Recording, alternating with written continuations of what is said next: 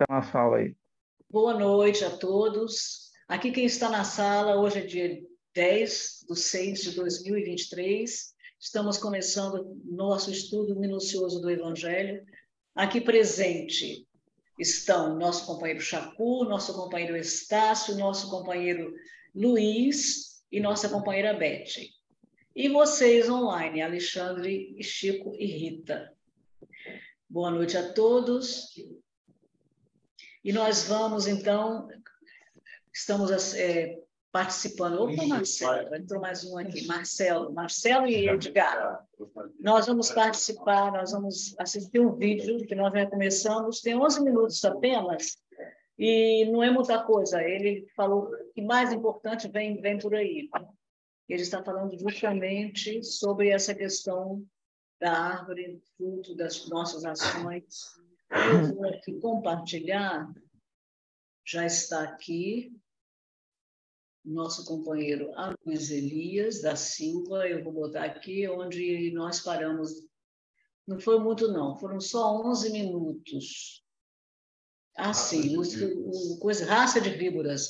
Como podeis dizer coisas boas sendo maus? Pois da abundância do coração fala a boca. Em outras traduções, a boca fala do que o coração está cheio, né? Mateus, capítulo 12, versículo 34. Então, deixa eu chegar mais um pouquinho para frente para pegar a parte onde ele parou. Por aqui. Então, vamos lá. Sangrado de anjo, né? De anjo sublime, de Cristo. O que dá mais medo. Imagina, ele olha sério, grave, né? É isso aí, nós estamos aí na área, hein? Fala, sua cobra venenosa. Você tá louco, né, Adel? Tudo bem, querido? Exatamente. Vai se despir, né, espiritualmente. Vai te desconstruir completamente na frente dele. Você vai dizer que não? O lance aqui é que você tem que... Lembrando que eu estou gravando e eu estou ouvindo vocês conversarem aí, hein, gente? Desculpa. Tá. Isso, Helder. Obrigada, viu, querido? Inequivocamente concordar. Sou mesmo, hein? E aquilo te põe para pensar séculos. Acho que a turma do auditório presente, de corpo presente, tá com esse negócio na cabeça até hoje. Sua cobra venenosa. Agora... Ele está falando sobre a cobra, né? Raça de víboras. Então, ele está explicando que a víbora é diferente da cobra. A cobra não tem veneno e a víbora tem.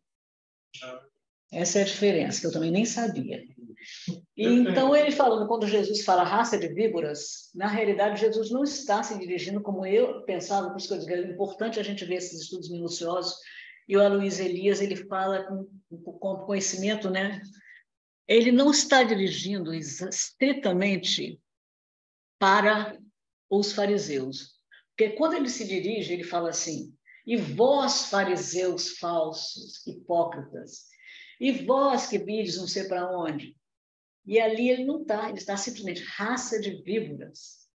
Como falais coisas boas sendo maus? Né? Então, ele está justamente se dirigindo para lá. Então, ele começa a explicar a víbora e vai ler alguns comentários, e que vai fazer alguns comentários sobre o que significa a víbora, que aí vem a questão do veneno da víbora. Tudo muito metafórico, muito simbólico esse estudo. Eu acho interessantíssimo. Sim, tudo. Da cultura daquele povo. É muito cultural também, né? Porque cobra e víbora é muito relativo. Nós, para aqui, cobra é veneno. Na região lá, tem essa diferença. Com certeza. Então, nós vamos aqui prosseguir. Qualquer coisa, vocês quiserem fazer algum comentário, basta falar que eu interrompo o vídeo. Agora, o que a gente tem que descobrir, que é grave, que Jesus não ia falar alguma coisa tão grave à toa, não ia. O que a gente tem que descobrir aqui, discutindo, por que a víbora? Por que especificamente a víbora? Porque ele usa esse animal como metáfora. E ele está se referindo a que tipo de veneno? Ao quê? Bom, como a gente sabe mais ou menos qual que é o norte de todo o discurso dele nessa passagem, qual que é? Palavra. Então a gente já sabe por onde seguir. A gente sabe que caminho trilhar para entender isso. Tá bom? Bom, eu vou dar uma dica. Quer entender essa palavra de Jesus, essa frase de Jesus? Vai em Atos dos Apóstolos, um livro da autoria de Lucas, mas que não está dentro do cânone dos 4 evangelhos. Ele está dentro do conjunto do Novo Testamento, mas ele é a parte disso, é uma segunda autoria de Lucas dentro do Novo Testamento. E lá no capítulo 28, nos versículos 3 e 6, vai narrar um episódio experimentado por Paulo, que quem leu Paulo e Estevão vai estar bem lembrado. Lembrando que Lucas escreveu no lugar de Paulo, a pedido de Paulo, tanto o evangelho dele, quanto os Atos dos Apóstolos.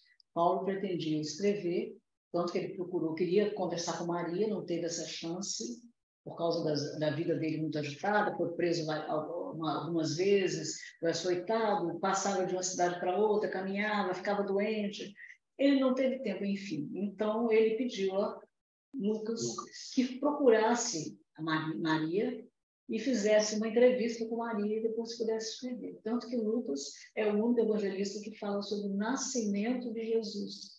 Todos aqueles momentos que Maria vivenciou.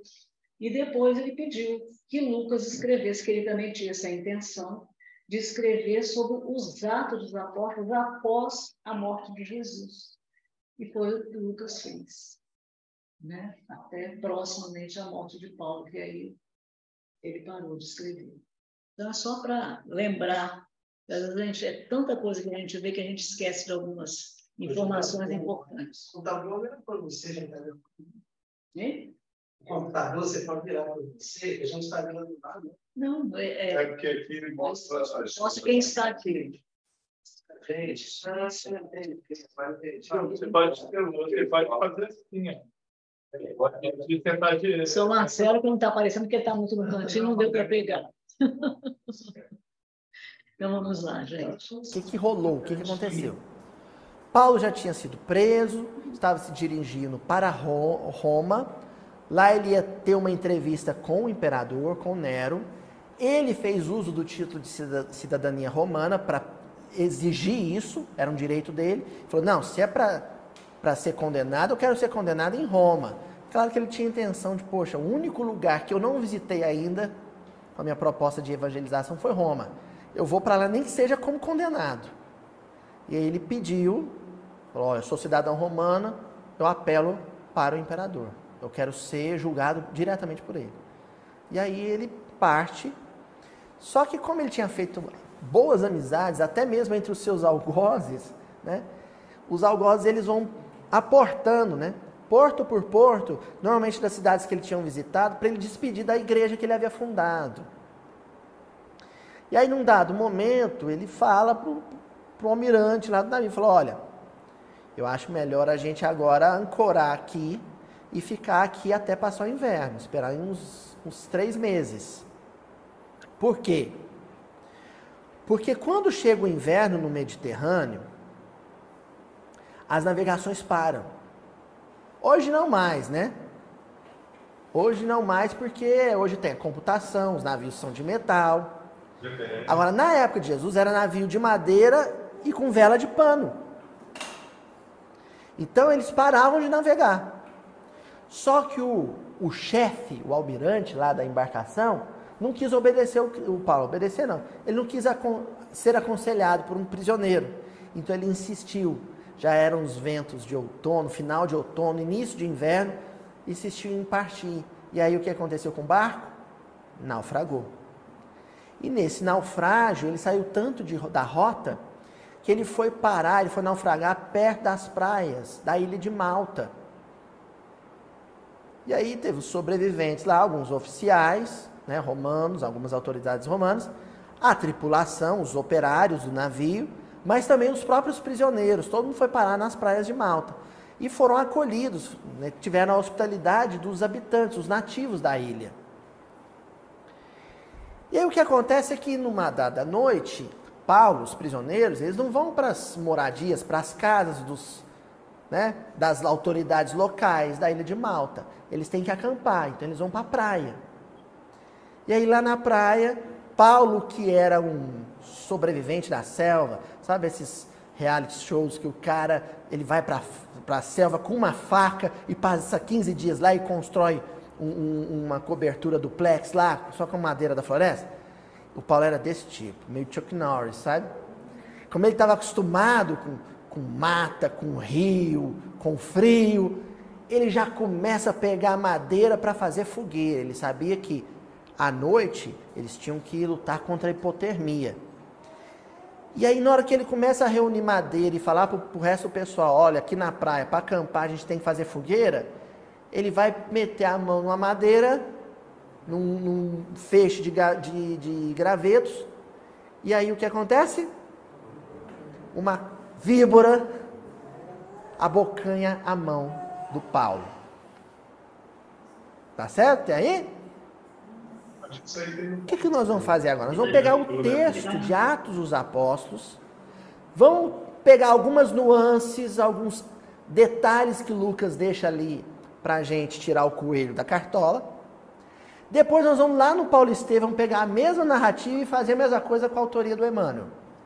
Porque no descortinamento dessa passagem de Paulo na ilha de Malta, quando a víbora abocanha a mão dele, nós vamos ter os elementos para compreender o que Jesus está dizendo. Querem ver? Então lá, Atos dos Apóstolos.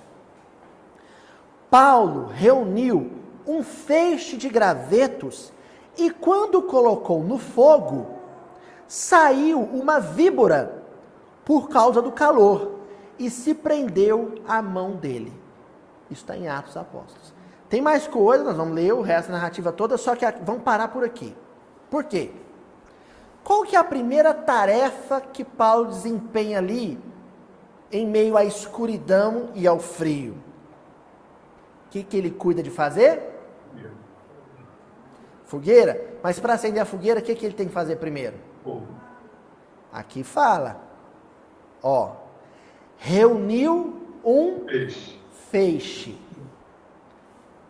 Eita, que o evangelho, gente, é zipado. Quando você descompacta o negócio, tipo, sabe o computador do Tony Stark, assim. Aí você... Olha só, reuniu um feixe. Cada varinha, cada graveto é uma individualidade. Reunir um feixe é a metáfora mais feliz que se podia ter para o trabalho que Paulo realizou com o Evangelho. O que Paulo fez foi reunir. Os espíritos entusiasmados com a causa do bem estavam dispersos pelo Mediterrâneo afora. Quando Paulo parte em viagem, o que ele vai fazendo é juntando Silas, Lucas, Timóteo, Apolo. Não é assim? A própria igreja de Jerusalém, por causa de um racha, um cisma, ela tinha dispersado. Paulo vai lá, não, vem cá João, vem cá Barnabé, vem cá Pedro, vem cá Filipe, e ele vai montando um feixe humano, um feixe de corações. Essa era a síntese do trabalho dele. Jesus queria que ele reunisse todos os espíritos reencarnados com esse compromisso com o Evangelho e que estavam dispersos. Precisava de um espírito forte, com fibra moral, para reunir esses feixes espalhados. É o que ele está fazendo. E fazendo para quê? Sublinhei aqui. Acender um fogo. Só que esse fogo que ele ia acender ali na praia era calor, tinha a intenção de aquecer e iluminar. Aquecer e iluminar. Dar conforto, confortar e dar clarividência, lucidez. Justamente para olhar onde pisa, para olhar onde senta, para olhar onde deita. A fundação do Evangelho na Terra, 2000 anos atrás, 2000 e tantos anos atrás, é basicamente a feitoria de uma grande fogueira.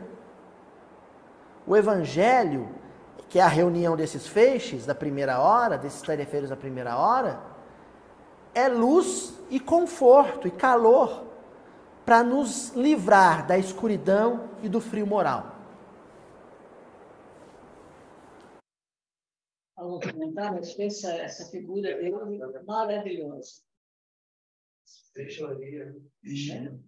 Ver como é que ele tira, às vezes, de uma passagem que aparentemente não tem nada.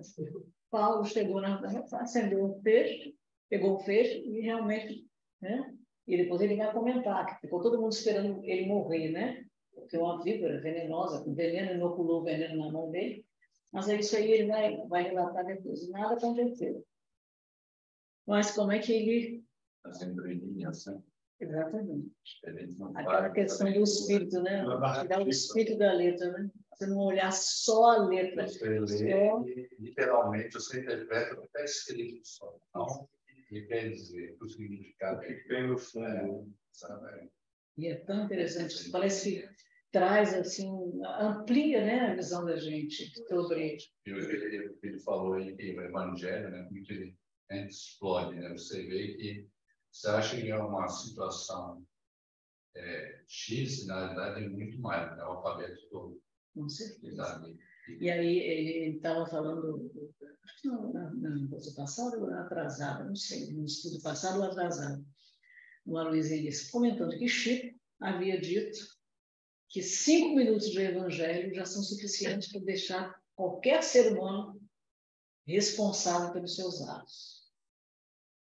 Dizer, eu não conheço, não pode dizer assim, eu não conheço, eu nunca ouvi, não. Você teve 5 minutos para ouvir falar de Jesus, do amor, de perdão. 5 minutos são suficientes, né? Então, pessoas que às vezes ouvem, depois desaparecem, não querem mais se envolver com aquilo, acham muito difícil, muita gente acha muito difícil ser espírita, né? Não quer lutar para vencer a si próprio, porque é muito difícil mesmo, a gente vencer a si próprio. Então, as pessoas, vou embora, eu vou para outro lugar, não quero saber disso, mas ela já teve o conhecimento que lhe será cobrado futuramente, caso ela não proceda segundo o que ela conheceu. E mesmo aqueles que não teve contato direto com o Evangelho, como o mundo oriental, mas tem aqueles que estão no caminho da luz lá no livro, por os missionários de Jesus daquela região, que no fundo levaram o Evangelho para eles também. Eles também não têm como falar que não conhecem os fundamentos morais.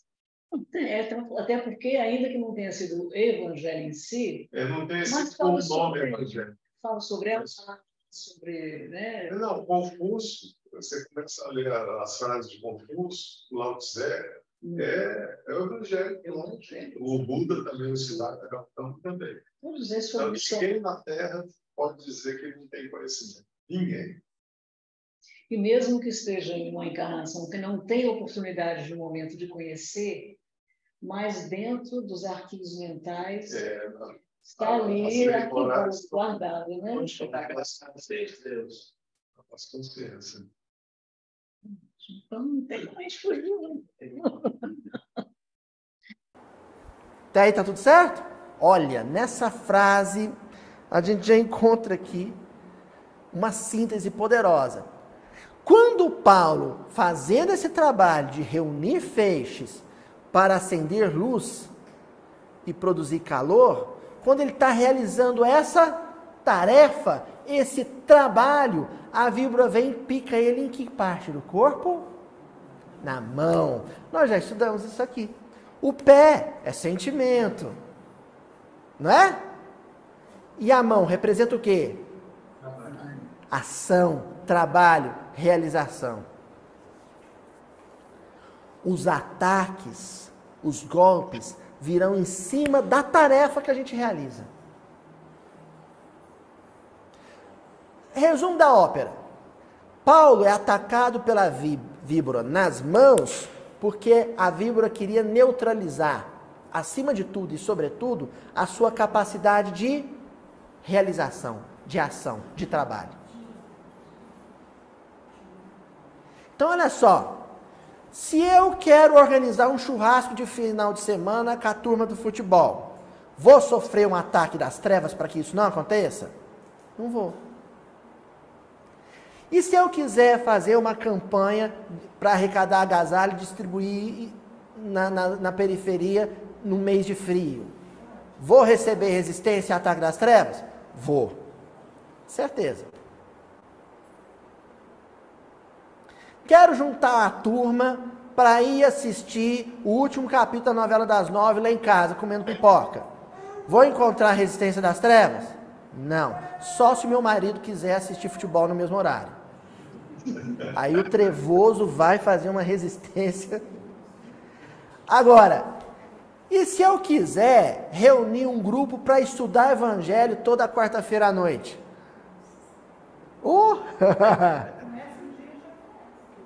Vou ver tocha, vou ver marimbondo e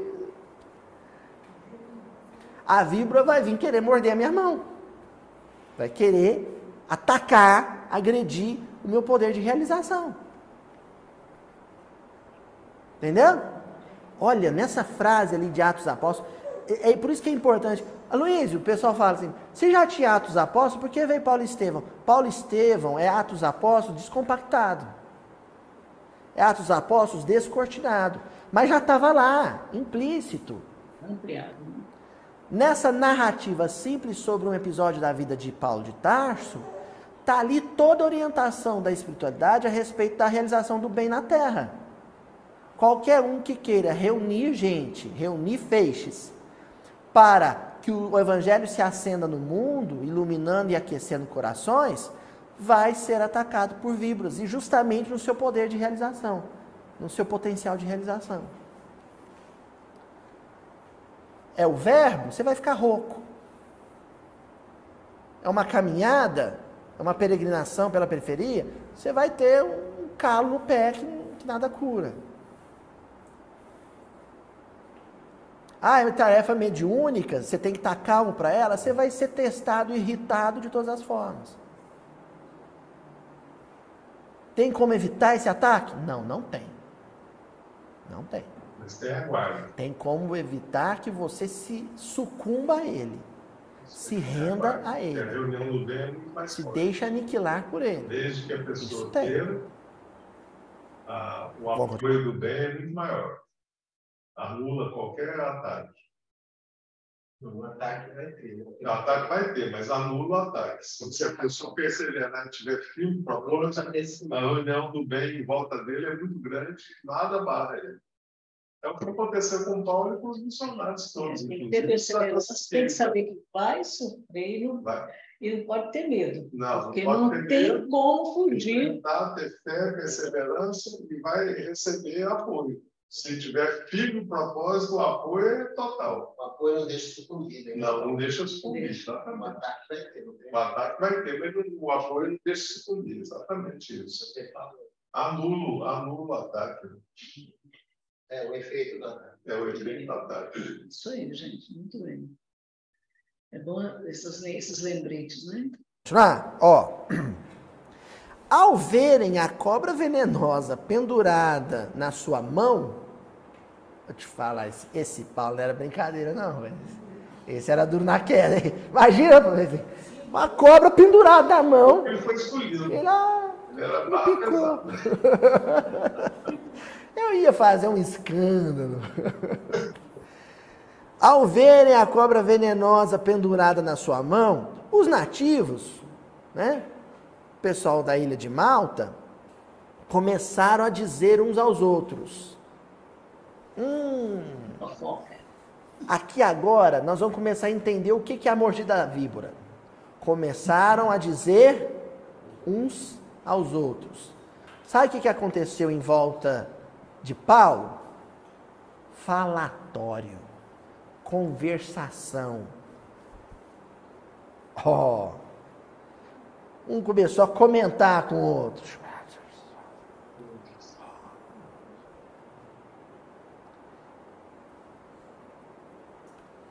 Blá, blá, blá, blá, blá, mi. Começou ali, o povo a conversar. Um disse-me-disse. uma conversinha de canto. Ó. Abre aspas. O que eles falavam? Certamente este homem é um assassino. Embora tenha conseguido se salvar do mar, a justiça não permitiu que ele continuasse vivo.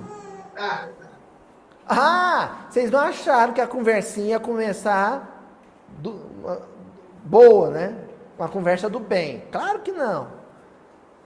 Começaram a comentar, tá vindo para cá. O barco dele vira, quase morre afogado. Agora tem uma cobra querendo atacar ele. Boa figura não é. Boa pessoa não é. Isso aí, ó, deve ter já matado feito maldade, deve ser um psicopata, um serial killer. A criatividade dele vai embora, né? Ninguém deve ter falado isso. Mas deve ter falado, eu acho tão interessante a criatividade dele. Mas é isso mesmo. E depois ele vai comentar. É impressionante como é que nós só pensamos mal. A gente só olha para as coisas, depois ele vai comentar. É interessante. Nesse ponto ele tem que se corrigir, é um desafio. É verdade. Você vê alguma coisa, por exemplo, a pessoa atravessa a rua, fora do sinal, né, fora da faixa. Vem um carro, dá uma freada, o que você vai dizer?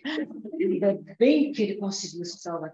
Pô, mas também esse cara não está vendo que está atravessando fora da faixa? É assim que a gente pensa. Não é? Essa gente só pensa vai para o lado ruim. Cara, eu vou passar aqui. É isso aí que nós fazemos. Como é que nós estamos longe, meu Deus do céu?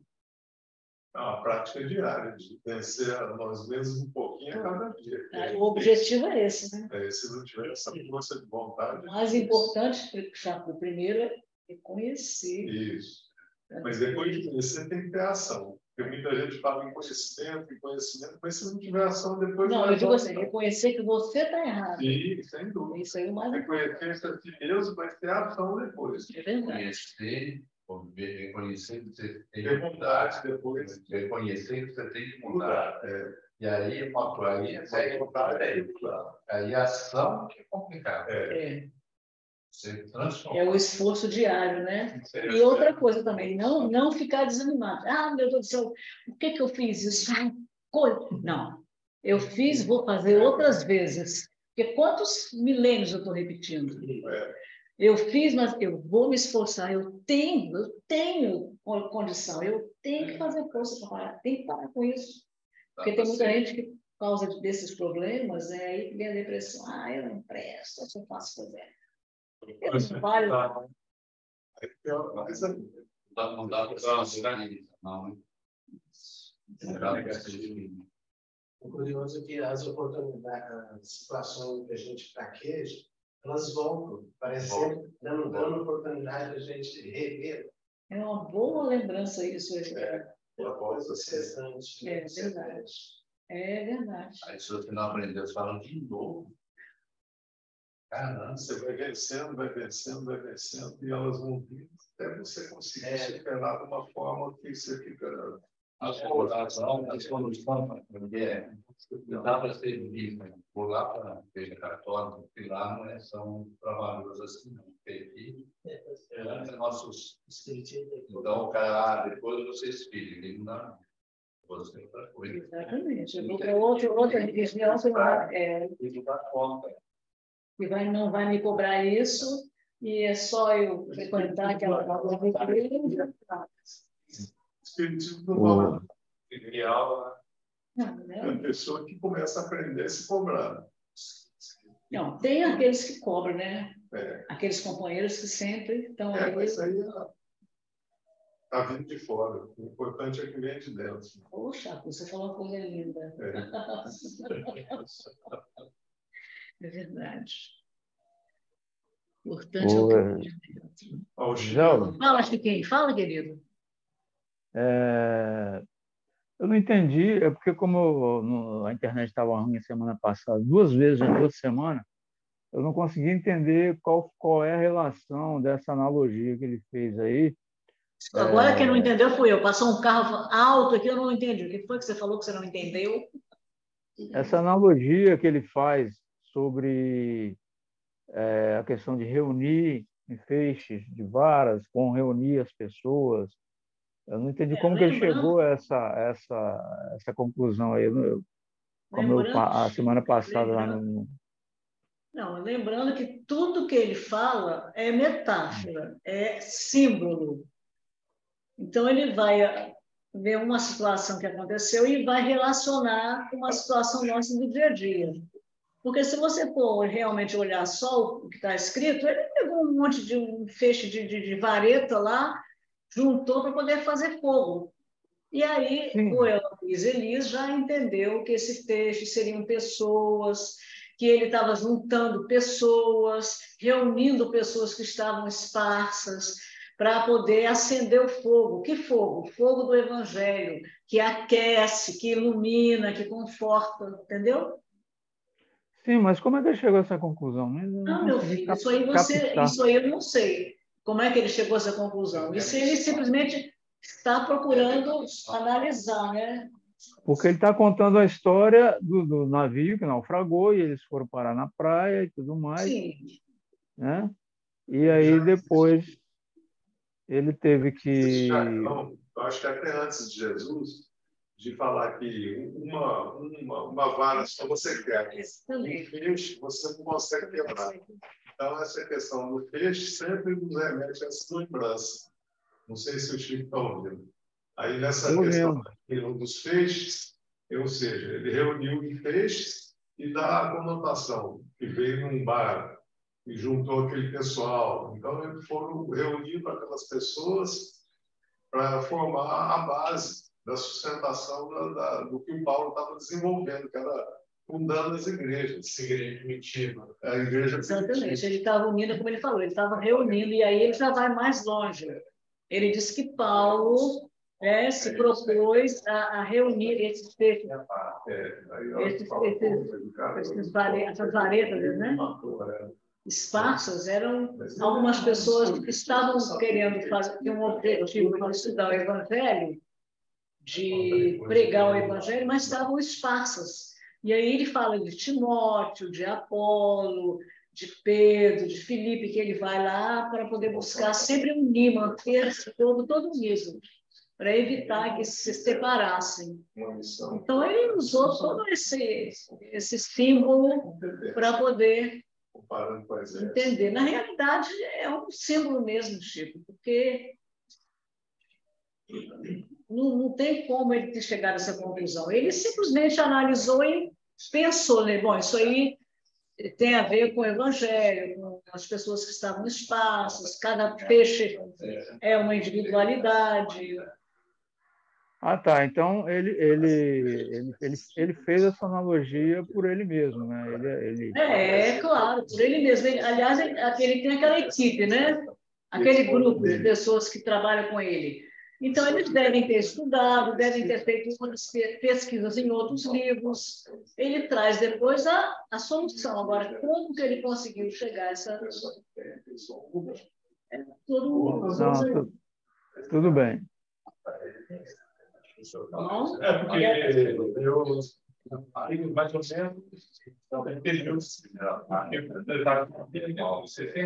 o barco naufragou, então está na praia, sim, aquilo ali então ele fazer a fogueira para ele se aquecer. Aí já o Aloysio já foi para outra, né? Exatamente. Existem muitas outras, como por exemplo, aquela passagem em que Jesus comparou a multidão às canas, levadas pelo vento, né? Aos bambus, né? Levados pelo vento. Aquilo ali também é um símbolo. Porque Jesus falou, porque o vento vem, leva para lá, leva para cá. E o que significa? Significa que a multidão é inconstante. Ora ela vai para um lado, de acordo com o vento, né, de acordo com a situação, ora ela muda e vai para o outro. Ele até, o Aloysio Elias... que a gente estava estudando antes, aqui no horário das 17 horas, de acordo com a sugestão, a multidão vira de um dia para o outro para o lado. Exatamente, ele vai até comentar isso. É aquela história de Jesus, no domingo de Ramos, todo mundo recebeu Jesus, saudou, comprando, etc. Na sexta-feira seguinte, Jesus estava pregado na cruz, Saulo de Barnabás. Então, é isso, a gente tem que... Ela muda conforme a situação. É verdade, é verdade. Então, são análises de assuntos que têm correlação com o nosso comportamento, com a nossa vivência diária. É que uma coisa são as coisas do mundo, E outras coisas são as coisas do espírito. Né? Quantas vezes você falou, eu esqueço, quantas vezes você falou que alguém falou que o evangelho pode ser interpretado em quanto? 72 vezes? 42 vezes? Você falou, tem mais de 70 tipos de interpretação na parte Quem falou? Os hebreus falavam isso. Que dá margem, algumas coisas dá margem a várias interpretações, mais de 70, ele chegou a falar isso, num dos vídeos dele. Isso é interessante, quer dizer, se existem possibilidades de 70 interpretações de passagens do Evangelho... Não são todas as passagens. Não, os obviamente. As passagens tinham várias interpretações. Você imagina se a gente ficar sabendo de tudo, a gente vai ficar doido. Da mesma forma que num dos livros... Agora tem que ser...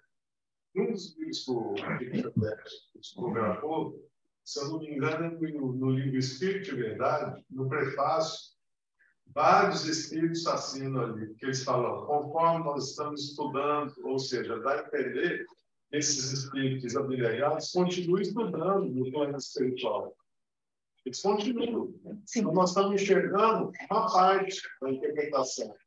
Lá, como eles têm mais subsídios, no plano espiritual, como eles têm mais subsídios, já amadureceram mais do que a gente na questão espiritual, eles enxergam muito mais coisa do que nós estamos vendo aqui. É essa questão que dá mais interpretação. Você tem toda a razão. O Luiz fala isso, que ele estuda muito, né? Também nas passagens, né? Ele vai buscando coisa, né? Interpretando o serviço celestino, né? As coisas dele, diárias. O serviço celestino também tem muito conhecimento. E o Haroldo também. Haroldo tem informações, interpretações que eu fico, assim, muito admirada. Como é que realmente consegue ir lá no cerne buscar, como Paulo dizia, né? Tem que se tirar o espírito da letra.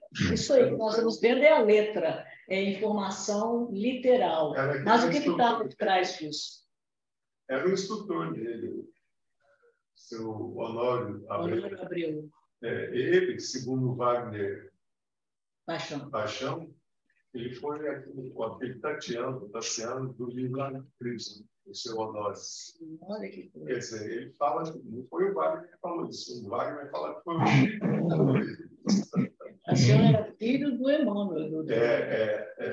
Ele morreu 2 vezes no Circo Romano. Reencarnou, morreu no Circo Romano, reencarnou de novo, morreu no Circo Romano de novo. Então ele tinha um cabedal de conhecimento fora do comum. É igual, esqueci o nome dele. Depois eu lembro. Um outro que faz um livro, ele escreveu um livro sobre o livro dos espíritos e suas... Ele escreveu esse livro muito interessante, eu esqueci o nome dele. Ele era muito conceituado no meio espírita. Sobre Herculano Pires, sobre o lançamento do livro dos espíritos. Herculano Pires? O que é? Herculano Pires? Não. Ele ele escreveu sobre todo dia. E como é que aí a gente pergunta, como é que ele sabe o dia de Kardec, quando ele lançou o livro dos Espíritos? Ele esteve lá, ele pesquisou, ele procurou várias fontes, procurou fontes aqui, informações espirituais, tudo que ele... escreveu Minutos de Sabedoria e Pastorino? Não é Pastorino, é outro, eu esqueci o nome dele. Depois eu trago para vocês. Eu tenho esse livro lá em casa. E quem falou sobre esse livro, inclusive, foi Jacira Leite, Abranches Leite. E eu fiquei muito impressionada. Falei, eu vou procurar esse livro. Achei, comprei. É o Livro dos Espíritos e suas... Eu esqueci um título desse tamanho. Suas transformações, suas... E ele fala sobre Kardec, todo o trabalho que Kardec teve, pegando a boneca do livro, procurando o editor, e foi lá conversar. O filho do editor não queria que era o sucessor do pai, não queria publicar o livro. Mas aí, nisso, quando ele falou que não ia publicar, que todo mundo já conhecia esse livro, então agora era moda esse negócio de espírito, que não ia chamar atenção aquele livro. Aí a mãe dele falou assim, fulano, para. Eu já havia conversado com o professor, nós vamos editar esse livro. A mãe não. A mãe do rapaz que não queria, que era filho do editor, a esposa do editor. Não. Então, ele conversa com Kardec, chama, professor, vem aqui. Então, os últimos detalhes, publica aquele livro, é uma coisa muito interessante, publica aquele livro, Kardec vai, inclusive, conversando com pessoas, entregando o livro a várias pessoas, e aí tem casos de pessoas que leram o livro, o próprio filho do editor, esqueci o nome dele, também ficou impressionadíssimo quando ele leu o livro, porque ele leu numa noite, várias pessoas leram, ficaram impressionadas. E só tinha, lembrem vocês, 500 e poucas perguntas. Na segunda edição é que ele foi para 2019. Foi para 2019. Exatamente. Mas vamos lá prosseguir aqui. Para a justiça de Deus está tentando aniquilar ele desse jeito, não é boa pessoa. Vocês já perceberam? Quando a gente encontra um companheiro que está enfrentando resistência, sendo atacado para não realizar a tarefa dele, como dificilmente, raras vezes, a gente tece algum comentário positivo? É assim, fulano tinha uma palestra no centro, era para ele estar no centro 7:55, aí ele chegou 8:05, aí ele chegou pedindo desculpa, falando, ô gente, vocês me desculpem, é que no caminho meu carro, ele furou o pneu, eu tive que trocar o pneu e cheguei atrasado. Dificilmente alguém vai virar para o outro e vai falar assim, mas esse aí é duro na queda, hein? Mesmo com as dificuldades veio. Não, vai ser sempre assim, você sabia que tinha essa possibilidade, por que não saiu mais cedo de casa? Ela não é assim? Não é? Canuto, Dr. Canuto Abreu. Canuto Abreu. O Livro dos Espíritos e sua tradição histórica e lendária. E esse Canuto Abreu de várias... Não sei. Várias informações sobre o conhecimento, a grande bagagem cultural que ele tinha. Eu lembro muito pesquisar. Então, as pessoas que estudam muito, esse é um desafio, quando está palestrando principalmente, é acionado o arquivo mental. Aquele Valdo tem uma certa facilidade, vai passando as coisas na frente dele e vai lendo. Se eu não aqui tem uma facilidade na área, Daniel, pelo óbvio, né? A Gisela, eu estava vendo uma palestra, eu falei isso com ela, um pouquinho fugiu uma palavra dela, porque estava vendo aqui na mente dela assim, na palavra aqui, a argumental dele, com medo de susto. Doideira o negócio. E outra, foi por onde é que caiu, as costas. Eu observei isso tudo, interligando o espiritual com ela ao mesmo tempo. É interessante, né? É isso mesmo. A gente tem que estudar, né? Eu não vou nem dar exemplo de casamento marido e mulher. Porque isso, felizmente, no matrimônio não acontece.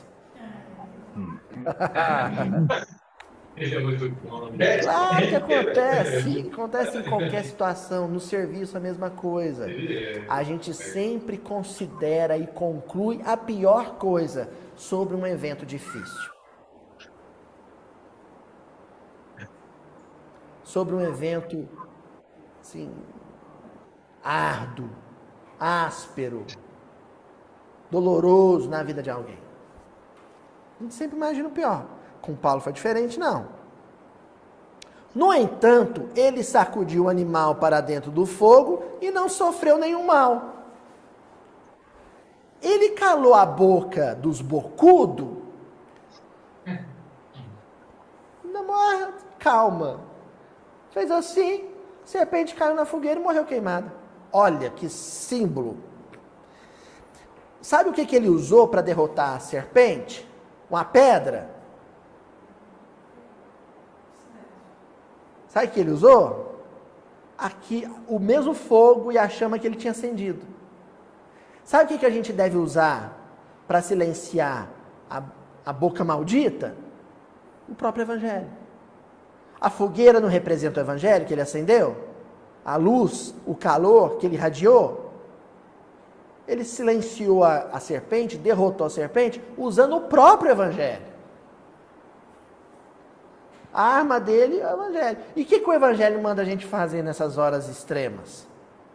Silêncio e prece. Quando a gente derrota, a gente sai vitorioso em relação ao ataque das sombras, e a gente usou isso, para isso a prece, e usou para isso o silêncio, a gente usou o que contra as sombras? Luz. O Evangelho é luz. Mas esperavam que ele fosse ficar inchado ou cair morto de repente. Ah, não, agora vai virar um oi, a língua vai para fora, vai estribuchar, vai cair morto. Vai. Que aí é uma outra característica do boca maldita, né? Do boca venenosa, que é os prospectos. Eu me lembro, quando o Papa João Paulo II estava num processo difícil de desencarne, e eu gostava muito dele. Eu sempre chegava em casa, né, e falava: mãe, na época não tinha internet, assim não, né? Eu chegava assim: mãe, você tem notícia do Papa João Paulo II? Aí minha mãe era sempre assim, ó, não foi hoje não, mas de amanhã não passa. Aí no dia seguinte: mãe, e o Papa João Paulo II? Ah, meu filho, ó, ainda tá vivo, mas do jeito que tá, essa madrugada não tem jeito não, aqui lá não canta um Jingle Bell não. E assim foi um mês. Um mês, minha mãe matando o Papa. É a gente. Fulano levou uma bronca do patrão. Como é que a gente comenta essa bronca? E esse aí tá na lista negra. Esse aí não vai aposentar aqui não. Companheiro na casa espírita, faltou uma reunião. A gente, fulano, ó, já tá dando brecha pra sombra. Esse aí vai entrar em desequilíbrio. Não é? Que é aquela nuvem. Gente, isso é muito sério para a gente refletir. A gente fala assim, olha, impressionante, é assim mesmo que a gente faz. Verdade. Que coisa! Aí tem que ficar atento. Eu me lembro muito uma coisa que eu já, graças a Deus, consegui corrigir um pouco. Quando o Almir do Carmo vinha de carona comigo, e às vezes, Almir é aquela pessoa maravilhosa, tranquilo. Aí eu falava assim: ah, meu Deus do céu, olha só, Almir passando esse novo mirar, meu Deus. Deixa, filha. Deixa eu falar. O problema é dele. Então aquilo ficou na minha cabeça, que toda vez que eu falava alguma coisa, Gisele, não fica vibrando nisso não, deixa para lá. E mesmo quando me fechava, o cara me fechou. Não, vai tranquila. De tanto ele falar, eu comecei a tentar incorporar aquilo, entendeu? Claro que de vez em quando ainda, né? Mas, sinceramente, foi muito útil as advertências dele.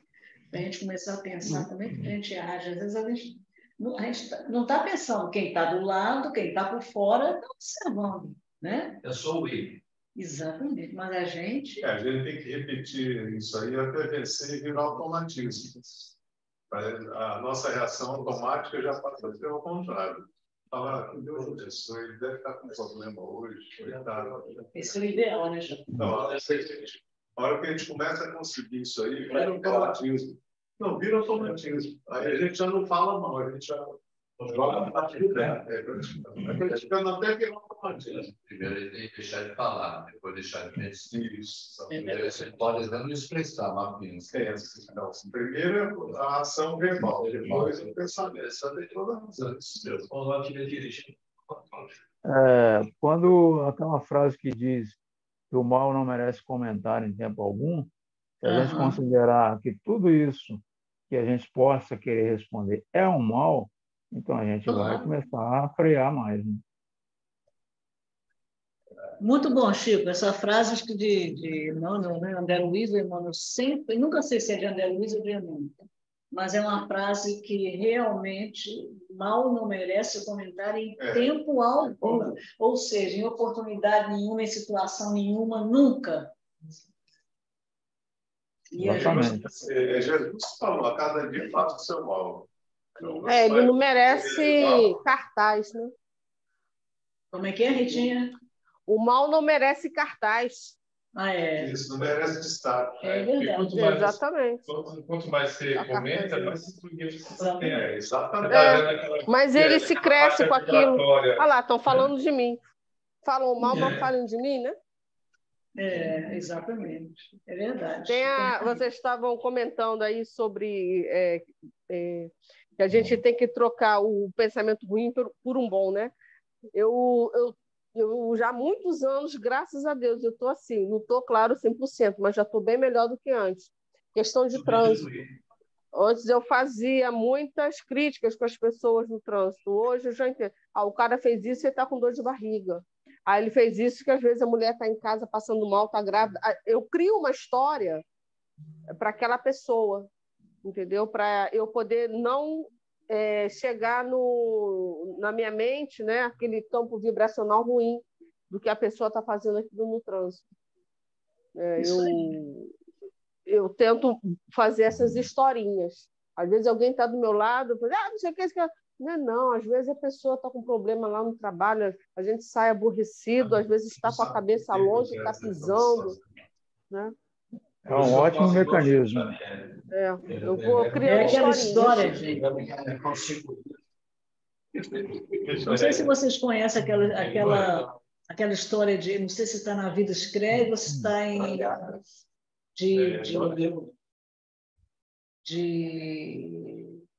não é do autor.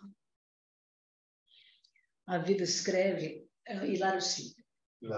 Ele conta a história Ameaça. Você já lembra dessa história? Não lembro. Essa história é justamente sobre isso que nós estamos falando. No ônibus, uma senhora conversava com uma amiga e aí dizia para a amiga, não contei para ele não. Mas por que você não conta, fulano? Não vou contar não. Depois eu estou preparando tudo, mas que coisa, eu sei que ela foi falando, e atrás havia uma pessoa que conhecia. E essa pessoa passou para outra, olha, fulano acho que está com um amante. Porque ela está fazendo um negócio, disse que não quer contar para o marido, não pode contar, que ela está fazendo escondido. E eu sei que o negócio foi crescendo, chegou no ouvido do marido. O marido chegou em casa, abriu a porta, viu um homem estranho no quarto dele, com a mulher, e matou a mulher. Ela tinha encomendado uma cama nova, eu acho, e o cara estava colocando colchão. Morreu, a mulher não tinha culpa nenhuma por causa de uma fofoca. E fala para ela, não fala, tipo, falar, não falou. Você vê, né? Devia ter falado, não, eu estou fazendo uma surpresa para ele, eu estou comprando, não falou. Mas é porque a história tinha que ter esse final para poder. Né? Não, mas pode ter sido verdade, ele expressou depois através de uma literatura. É verdade. Mas você vê como é que pode, né? Uma coisinha pequenininha, a pessoa já começa a aumentar, a imaginação, como a nossa imaginação sempre vai para o lado do mal. Né? Esse é que é o problema. Como disse Chaco, a gente tem que se habituar a falar no bem. Porque o hábito de falar o mal, de pensar no mal, de julgar o mal, a gente já tem. Precisamos agora inverter esse processo. Gente, nós vamos parando por aqui. Exatamente. Nós começamos mais um. Isso aí. Nós temos ali, gente, olha, não apareceu, mas ali é Marcelo e o Helder. O Helder hoje estava na cantina, estava ajudando o Alexandre Bragança na cantina. Marcelo Gonzaga também estava. E Marcelo também estava lá ajudando. Marcelo veio antes e deixou a Helder carregando a bagunça. Não, estou brincando. Mas aí eles resolveram sair de lá e vir pessoalmente, né, assistir aqui. Então, gente, é isso aí. Nós vamos terminar aqui. Não saiam daí que nós vamos fazer nossa prece.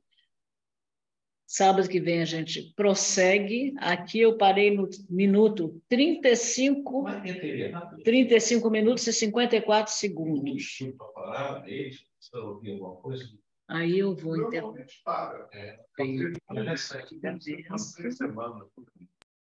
Eles devem começar até o final do mês, eles devem soltar isso aí. É igual a amiga, não falaram? Não, mas vai ter. Vou dizer aqui. Gente, vou terminar aqui, ó. Aí aquela pessoa deitada ali é o Alexandre Vernesbach. Ele está se sentindo bem. Ele não está se sentindo bem, está deitado ali, porque... Filha Terezinha. Vernesbach. Terezinha Vernesbach. Lembrou agora? Então é isso, meninos. Ó, beijo para vocês. Não saiam que a gente vai fazer a pressa. Muito obrigada a quem esteve aqui conosco até agora. E sábado que vem nós prosseguimos com o nosso estudo. Bom domingo a todos. Muita paz. Que Jesus abençoe os nossos corações e que nós possamos realmente prosseguir, nos esforçando para aquela música da tia Vilma, né? Sentir o bem é bom, pensar no bem é bom, falar no bem é bom, fazer o bem é tudo.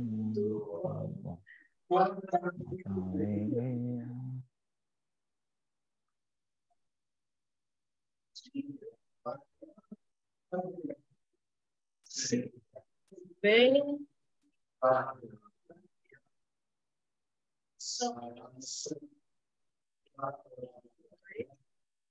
quando sorrir, ouça meu coração, vida feliz, canta comigo.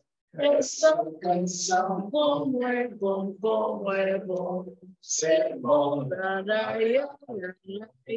como é bom ser bom,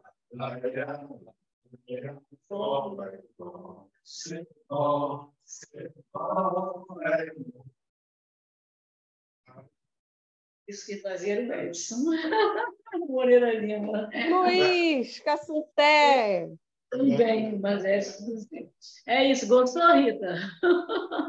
Adorei a música, principalmente aquela primeira que fala do sentir o bem é bom. Bonitinho, né?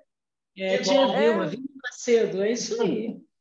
Que linda. Então, vamos lá. Adorei. Eu vou desligar aqui, crianças, vou parar a gravação e a gente vai fazer a prece. Só um momentinho aqui.